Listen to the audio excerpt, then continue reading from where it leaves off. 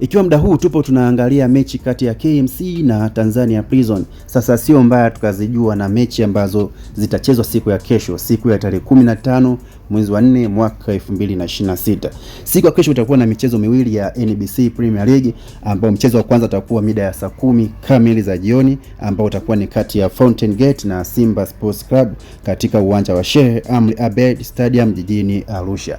Na tukiangalia katika msimamo tunamwona Fountain Gate yuko nafasi ya 14 na ana pointi 16, lakini Simba Sports Club yuko nafasi ya pili na ana pointi 36. Tuje tuangalie mchezo wa pili. Na mchezo wa pili huo utakuwa mida ya saa 12:30 jioni katika uwanja wa Mkwakwani jijini Pwani. Itakuwa kati ya Coastal Union na Dodoma Jiji. Tuangalie kwenye msimamo.